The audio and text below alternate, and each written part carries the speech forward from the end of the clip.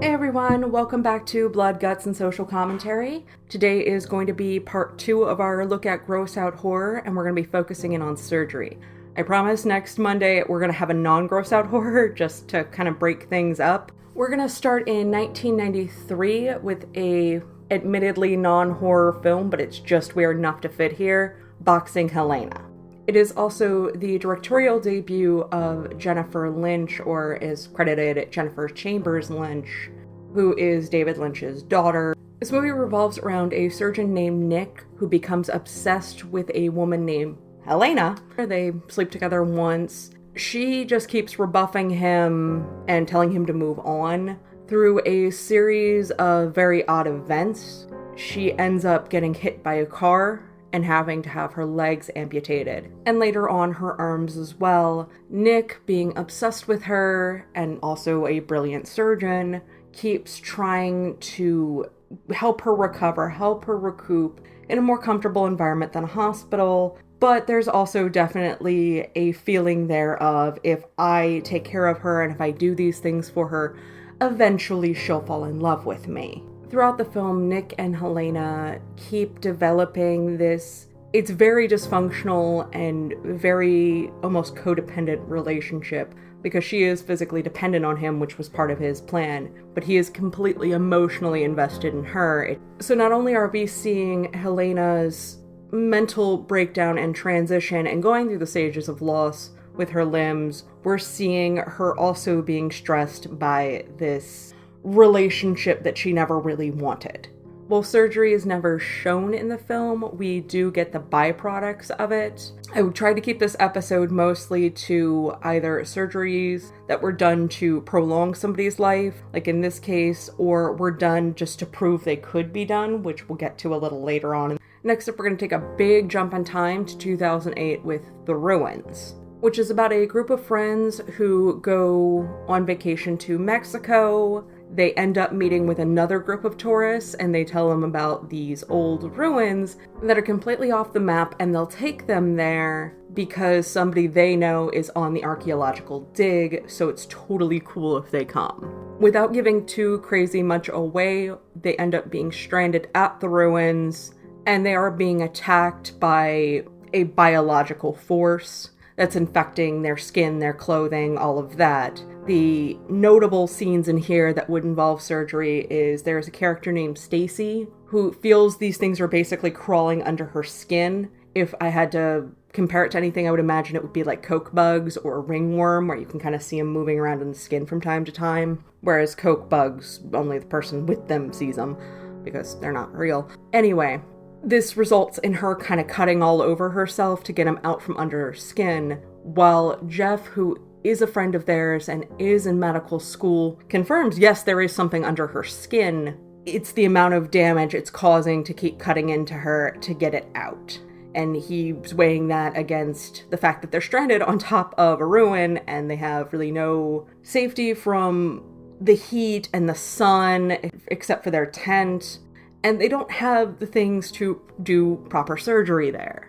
There is also a scene, and this is in the trailer, so not blowing anything, where a guy has to lose both of his legs below the knee because the skin's just totally stripped off. Jeff has to remove those with a hunting knife that he's sterilized in a fire because that's the best he's got. They also do have alcohol, but again, that's not going to do too much. While alcohol in a pinch can be used, if you just ever get a deep cut, the content will sterilize the area. Also, it'll make it bleed again, especially if you have like a deep cut or something. Getting it to bleed again actually is a big deal because you have junk and bacteria in there that it bleeding out again will help push out. And to keep the guy that they amputate the legs from bleeding out, because that's a massive possibility when you amputate, they kind of heat up the back of a metal thing and shove it up against the stump to cauterize.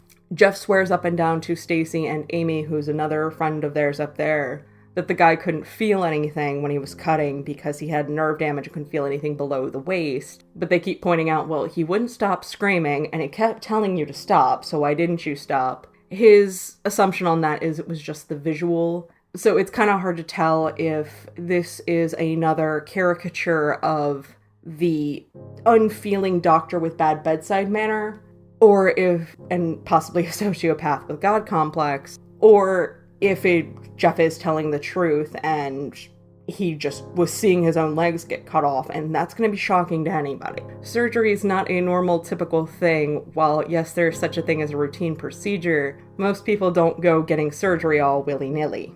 Except for in our next film, Repo the Genetic Opera, also from 2008. Repo takes place in a dystopian future where there has been a massive epidemic of organ failures. Because organ transplants are incredibly expensive and it's a very big supply and demand issue, a company emerges called GeneCo, which will put you on a financing plan for your new organ. The problem with it is, if you can't pay, your organs will be repossessed. It's legislation that they pushed through Congress to keep operating and functioning. So we have this massive corporation that has more government control than it definitely should, which is par for the course with dystopian futures. And we're dealing with essentially designer organs because GeneCo has pushed this to a point where surgeries are now considered a status symbol. While yes, at the present, people going and getting work done is very much a luxury, and it can be considered a status symbol if you're getting plastic surgery, it's still kind of taboo to talk about. Most people don't want to comp to when they've had work done, especially actors and actresses. They normally do anything they can to hide it. In this, the super elite, including Amber, who is the president of GeneCo's daughter, becomes a complete and utter surgery addict. In being addicted to surgery, most people are also addicted to a drug called Zydrate. Zydrate comes in a little glass vial, and you hold it against your anatomy, and it preps you for surgery, so you just kind of blank out and don't feel anything. So not only are they addicted to the alterations and you could even say possibly the pain after surgery, but they are getting addicted to Zydrate and taking that before surgery because that's, if you had to compare it to drugs, I guess you compare it to cooking heroin or something like that, where it's the pre-prep and you know the drug's coming soon. It ends up kind of feeding into the same addiction cycle, not to mention how rampant opiate abuse has become in the past couple of years. Next, we're going to be dealing with the franchise, The Human Centipede. There are 3 installments to this, coming out in 2009, 2011, and 2015, respectively. For the sake of brevity, I'm just going to cover all 3 of them together, because essentially the plot's about the same. The first one, we have a doctor attempting to make a triplet.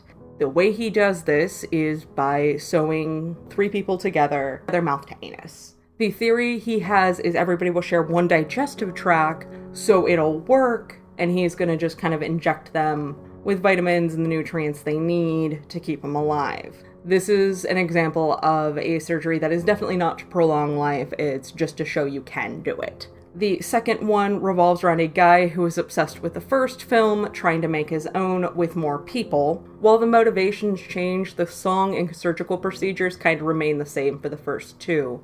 The major deviation we get is in 3, where it takes place in a prison, and the idea is they are going to hook all their inmates together to save on costs. The alterations we get to the procedure here is in the first 2 you had to knock teeth out. They're going to use a ring instead, and they're going to lessen the stitching, lessen the scarring, and in the past they had cut the tendons in the knee so people couldn't stand or try and run away, because if you're hooked to somebody and try and stand up, you could really mess everything up by just moving the wrong way.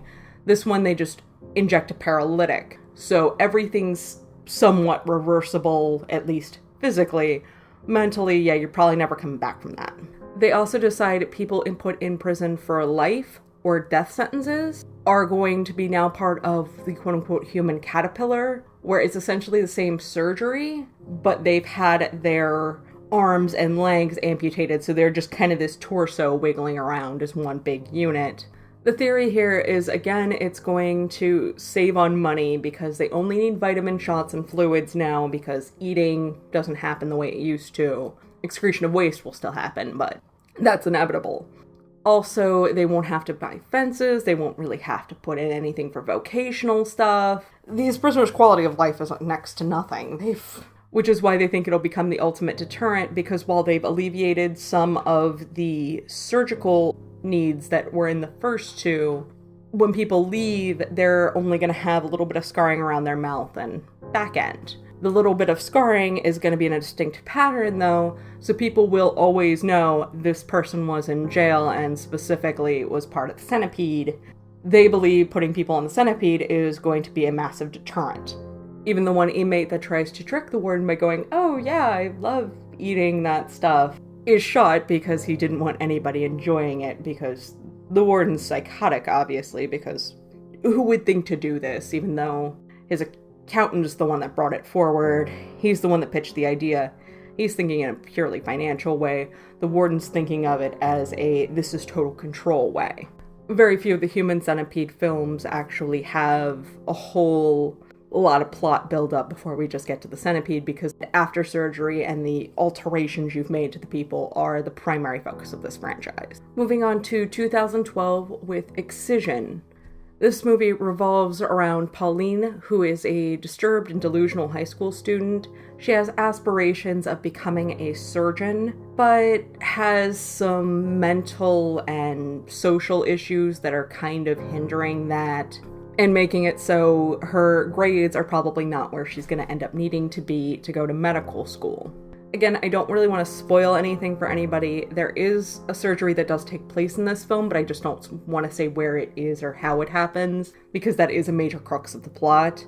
But Pauline does have these dreams where she's performing surgery, or she's having relationships with surgical patients. There is a scene where she kind of climbs on top of somebody in her dream that's clearly just undergone a serious procedure. There's a point in the film where she loses her virginity while she is menstruating, and in her head there's more blood than there really would be or is in the scene that's actually happening, and it's clear that she has some kind of sexualization for not only blood but surgery. Just like Human Centipede, it's kind of unclear if it's just a power thing, that she's sexualizing this because that's going to make her feel powerful, that's going to give her control, because she is legitimately controlling life and death for people. Or if it's just somehow the wires got crossed and aspiration has now become sexualization, because she's still at an age where she's maturing in that way. While we're on the topic of medical students, we're going to jump to 2012 with American Mary. The allure of easy money sends Mary Mason, a medical student, into the world of underground surgeries, which ends up leaving more of a mark on her and her so-called freakish clients. Again, we focus on a young woman who dreams of becoming a surgeon. The problem is medical school is super expensive. So she goes to apply for a position at a strip club. Just so happens that the strip club's involved with crime. She hands them a resume that has all her medical school experience, and during the interview somebody comes in shot and they pay her $5,000 to operate that night, no questions asked. This just spirals out of control and she totally goes down the rabbit hole, not only doing surgery for these guys that are clearly the byproducts of them doing illegal things, but also through one of the strippers at the club, she gets into the heavy body modification community, which becomes her method of making money and just surviving. Without giving too much away, Mary ends up realizing that she actually is in a really good position to help people. And while it did start out about the money, it ends up devolving into her really wanting people to be who they need to be happy. She just wants people to see their true selves. So not only are her skills in demand in the heavy body modification community, her attitude and almost humanitarian efforts, for her it's challenging her, for them it's making them happy, so it kind of ends up being a bit of a win-win. Even though at this point that not only is she not operating with a license most of this movie, which is highly illegal, the Hippocratic Oath and a lot of states, these surgeries are a gray area at best. A lot of them have been outright banned, of just elective amputations and things like that, because a lot of people still have issues understanding that while it is a more extreme form of plastic surgery, many people that have issues with that view it as akin to plastic surgery of, I'm not happy with this. This is affecting my life that I can't look the way I want to look. And this is still an issue that continues on today and has been addressed in pop culture in several different ways. Like, Nip Tuck did an entire episode about it. I know there's been some articles circulating around about people that specifically want to disable themselves, A, because they want to, and B, because they want to go on disability, where a lot of the people I've known that were seeking that stuff out didn't want to go on disability. They were working just fine. They were essentially trying to work without the specific body part already, so since they could do their job with it, there would be no reason for them after the elective amputation to leave their job because they've proven they can already do it. So while this isn't the best representation of the heavy modification community, it's about the best that exists right now without going into things like documentaries about the subject. And the last movie I'm going to address is Southbound from 2015. Now this is an anthology horror, so there's only one story that actually relates to this. It's about a guy driving along, he hits a girl on the road, and she is still alive. She's messed up, but she's still alive. He has to get her into the back of his car because they're out in the middle of nowhere and get her to a hospital. When he gets there, the hospital is just completely abandoned, so he's essentially walked through surgery by the 911 operator. The 911 operator supposedly has an EMT there, and then at one point a surgeon actually pops into the call trying to instruct this guy what to do. Looking at this from a purely medical standpoint, they dealt with this in The Ruins as well. When the guy fell down and messed up his legs, they had to try and construct a backboard to get him back up. Problem was the backboard was too short and they couldn't get any more rope, so the girls had to pick him up and put him on the backboard. The problem with that is he was going to arch his back no matter what they did. Same thing with this guy, getting that girl into his car, he had to lift her, which is always incredibly dangerous, especially if there's even the remotest possibility of spinal injury. So you can kind of suspend your disbelief with him getting her into the car because it was that or she dies on the road. Him kind of running around the hospital with her in his arms, and at one point they do reveal her rib cage has collapsed. So the way he was adjusting her at some points, he would have punctured her lung. It seems pretty transparent as to why surgery would kind of be under gross out, because most people just don't see surgery all the time. And it's something that you're watching the human body being pulled apart and things removed or added or altered in some kind of way, because that's the point of surgery. Even though you might accept this as a life-prolonging thing, it's not necessarily something people want to think about the process of going through. And again, this isn't an everyday thing, just like the necrophilia episode. There's going to be later installments of this that are more commonplace. But as of right now, we're staying to the less common things. Most people are not just going around having surgery all the time. Unless they have a serious medical condition, even then they do as much as they can to limit surgeries, because each surgery is a massive trauma to your body, so you don't want somebody to go into shock while you're trying to fix them. And as far as American Mary goes, as well as Repo the Genetic Opera, both of them are a huge indictment on America's healthcare system. In American Mary, we have her struggling to pay for medical school. It's clear she's gifted. They point out she's gifted multiple times. If you take it on the surface for what it is, we're essentially hearing the story of a person that wants to help people, wants to become a surgeon, wants to do things, and has talent for it, that just can't pay the bills to get through the schooling that she needs to go help people. In Repo the Genetic Opera, we get songs like Mark It Up, where we've got all of the president's 3 children singing about how they're going to mark up these organs and how it doesn't matter if people can't pay because we just repo them and take them back. While repossession of organs is not a thing, people having to pay these lifelong debts for just trying to live and their healthcare costs and going into debt and having possessions repossessed, that's not out of the norm. That happens a decent amount in America. And with the current state of healthcare and the possible changes coming to healthcare, it's a scarier time for a lot of people. For those outside of the US, there are people that are chronically ill that will straight up carry a card saying do not call 911. If they have a seizure or they fall or they go unconscious for some reason, they put it on their body, do not call 911. The reason being is the second that ambulance door closes, you're in for at least $1,000. And a lot of people, especially if they're chronically ill, just can't afford that. So they found their own arrangements to get to hospitals, where they just will not take an ambulance no matter what. There actually have been lawsuits levied against people that called 911 trying to be a good Samaritan, being sued for doing so because now that person's on the line to pay for their medical costs. I'm not saying these people should be sued. They did what they thought was the right thing. But that's how out of hand it's gotten, is some people just cannot pay that bill. They have no other means to do so. While trying to do the nice thing, these people actually really hurt somebody financially.